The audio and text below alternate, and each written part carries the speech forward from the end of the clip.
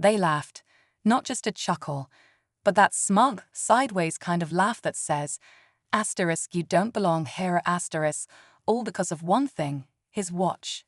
It was old, scratched, and clearly not from any fancy brand. In a room filled with designer suits, luxury timepieces, and whispered egos, his presence felt like a mistake to them. He stood out, not in a way people admire, more like how people ignore. To them, he was nobody.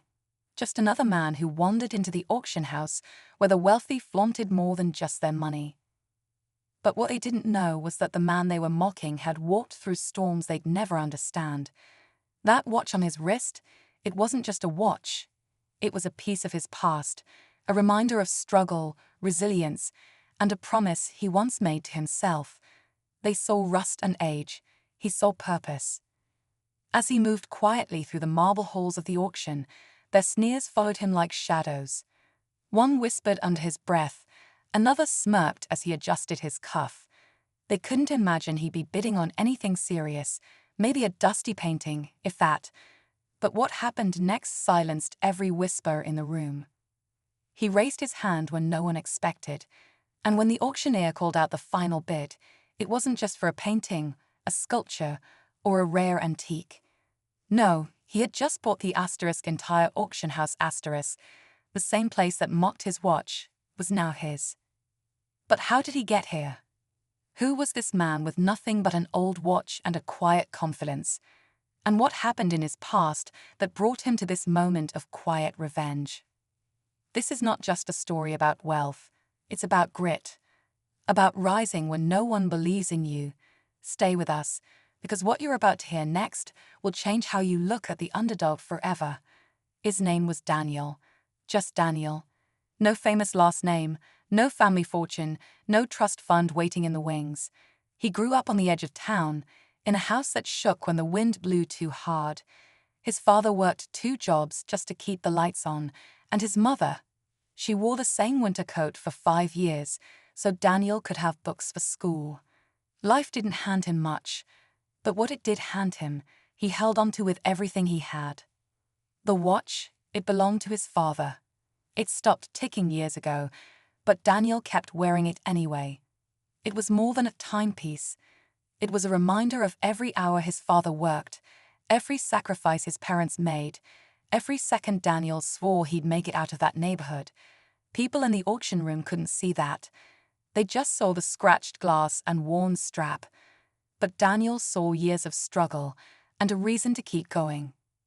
He hadn't always dreamed of owning an auction house. That wasn't the plan. At one point, he wanted to be a mechanic, at another, a teacher. But life had other ideas.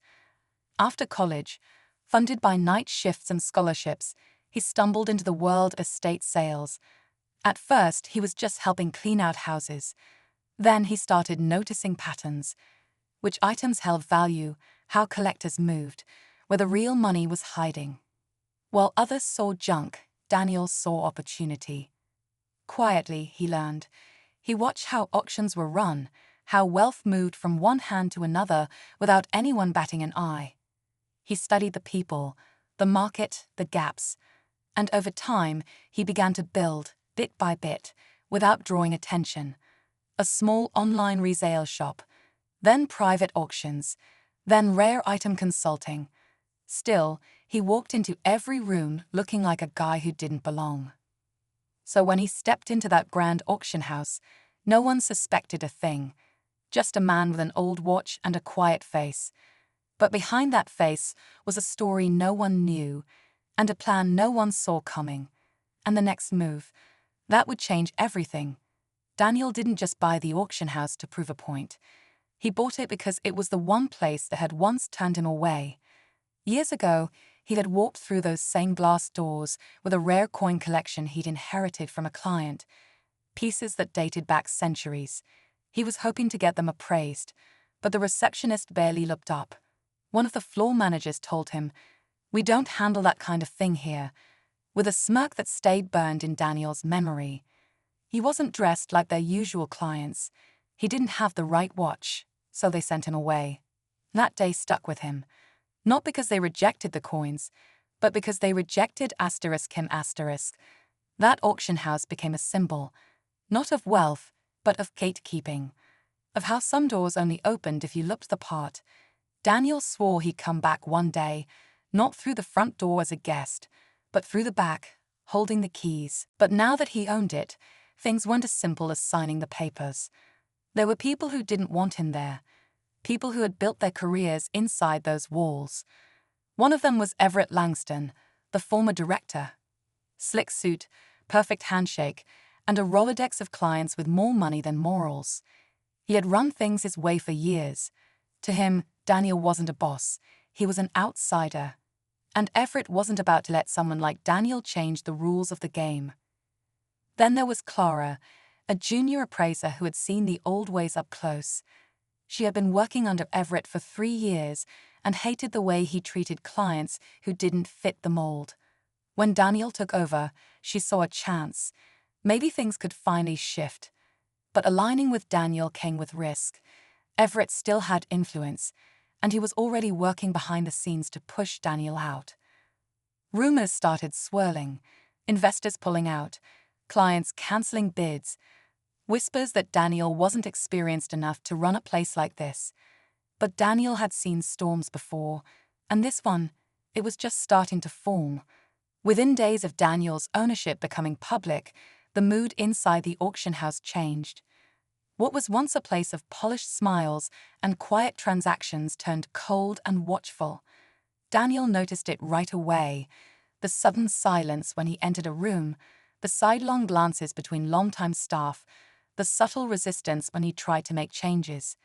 He wasn't asking for much, just more transparency in item sourcing, fairer commission structures, and a genuine welcome to clients who didn't show up in designer shoes. But to some, that was already too much. Everett played it smart. On the surface, he was polite, even helpful, but Daniel knew the man was moving pieces behind the scenes. Suddenly, 2 major clients cancelled their appearances at a high-profile auction Daniel had organized. A valuable painting went missing during transfer, only to be found misfiled in storage. The building's Wi-Fi accidentally cut out on the morning of a virtual sale that Daniel had worked weeks on. Small things, but they added up. And they weren't accidents. Clara stayed close, trying to help where she could, digging quietly into the back-end systems and keeping tabs on the shifting loyalties inside the team. One night, she brought Daniel a list. Names of employees Everett had taken out to dinner the week before, all of whom now avoided eye contact during meetings. Daniel didn't want to believe it, but the truth was clear. Everett wasn't just undermining him, he was trying to force him out. At the same time, another problem was brewing. A rare item had surfaced, a 19th-century timepiece rumored to have been owned by a royal family. It was scheduled for auction the following week, and the buzz around it was huge. Media attention, private collectors, international interest. But Daniel had a bad feeling. Something about how fast it appeared, how Everett seemed too calm about it. Clara confirmed the paperwork had gaps, missing dates, unverified ownership trail. If the item turned out to be fake, it wouldn't just hurt Daniel's reputation, it could ruin the auction house. And yet, backing out now would look like weakness. The pressure was crushing. Everyone was watching. Every move counted. The question now wasn't just whether Daniel could keep the business. It was whether he could survive what was coming next. Just when Daniel thought he had a grip on the situation, a call came in late one evening. It was from a private collector in Geneva, someone Clara had reached out to for a quiet second opinion on the royal timepiece. His voice was calm, but what he said changed everything. This watch was declared missing from a museum archive over 10 years ago. If it's the same one, and it ends up in your auction, you could be facing legal trouble, serious trouble. Daniel froze. If the piece was stolen, and he auctioned it, he wouldn't just be seen as inexperienced. He'd be seen as a fraud. The media would pounce. Competitors would have a field day. The collectors who were just beginning to trust him would walk away. And worst of all, Everett would win, without lifting a finger. Daniel would self-destruct, and Everett could sweep in, reclaim control, and save the house with his reputation intact. But here's where it twisted even further. Clara managed to trace the piece's consignment form, something Daniel hadn't seen in full before. The seller, a shell company registered in an offshore account, and the signature on the transfer form looked eerily familiar. She pulled up an older file from the archive. Same handwriting. Everett's. Daniel felt the ground shift beneath him. If Everett had planted the watch, if he had orchestrated the entire thing to make Daniel take the fall, it was more than sabotage. It was a trap. And Daniel was standing right in the middle of it. The timing couldn't have been worse. The press was already sniffing around. Invitations had gone out. Bidders were flying in. And now, the most anticipated item of the season might not just be fake, it might be stolen. Worse, it might have been planted by the very man who'd spent weeks acting like he wanted the auction house to succeed. Daniel had two choices: pull the item quietly and risk scandal, or move forward and hope he could prove everything asterisk after asterisk. Either way, the stakes had never been higher. The walls were closing in, and the auction was just days away. The night of the auction arrived. The gallery was glowing, filled with powerful bidders, polished shoes, and the low hum of whispered deals. Cameras were discreetly positioned, and staff moved with quiet precision. On the surface, everything looked perfect, but behind the scenes, tension was coiled tight. Daniel stood backstage, watching the crowd, knowing that one wrong move tonight could destroy everything he'd built. The royal timepiece was set to go last, centerpiece of the night, hyped to draw international attention. What no one knew was that Daniel had made a decision. Earlier that day, he contacted the same Geneva collector and asked him to fly in, privately, without announcement. He'd also called a legal advisor, quietly arranging for a representative from the museum where the watch had gone missing to attend, under the guise of being a buyer. Clara had prepared a full report, tracing the consignment paper trail, every signature, every inconsistency. Everything pointed back to Everett. The auction began. One item after another was sold. Bids climbed, money changed hands, and Daniel kept a calm face while his heart raced. Finally, the moment came. The royal timepiece was wheeled out, lit under a spotlight. Gasps echoed around the room.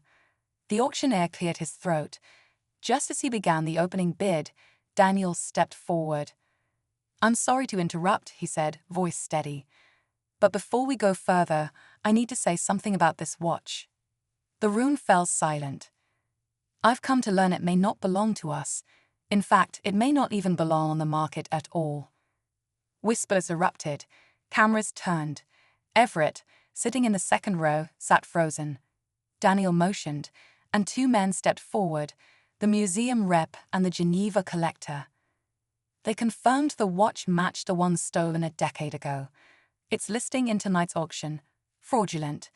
Daniel then turned to Everett and laid the evidence bare. The forged documents, the fake seller, the shell company tied to Everett's private account. Security moved in. The room exploded in chatter. Everett didn't say a word. He didn't have to. His silence was all the confirmation anyone needed. But just as Daniel felt the weight lift, the final twist hit. As Everett was being escorted out, he turned to Daniel with a smirk and said, "You really think this ends here? You should check your investor agreements." Later that night, Daniel discovered it, buried in the fine print of a contract Everett had slipped through weeks ago. A clause that gave Everett partial claim to the auction house if specific financial targets weren't met. And one of those targets, the proceeds from the very watch that was just pulled from auction. Daniel had won the night, but the war? It had just taken a new turn. Daniel didn't sleep much that night. Sitting alone in the quiet office, he went through every page Everett had touched, every contract he had rushed to sign during those chaotic first days. It was true. The clause existed. Everett had laid the trap long before Daniel even knew there was a game being played. But Daniel also realized something else. By exposing the fraud publicly, By pulling the watch before it sold, he had protected the auction house's integrity. Investors were rattled, sure, but they weren't angry at him. They were angry at Everett. In the weeks that followed, Daniel worked harder than he ever had. He renegotiated deals, restructured agreements, and slowly started earning back the trust that had almost been stolen from him. Clara stayed by his side, helping him rebuild the auction house into something different, something honest. The old guard faded away, replaced by new faces who believed in the vision Daniel fought for. It wasn't easy. Every day brought new challenges, but it was real. And for the first time, Daniel wasn't just surviving, he was leading. The old watch stayed on his wrist, even when people offered him newer, flashier ones. It was a reminder, not of the struggle, but of what he had overcome. And maybe that's the real story here. It was never about the watch. It was about seeing value where others saw none, about staying true when it would have been easier to quit, and about winning, not because you fit in, but because you stood out.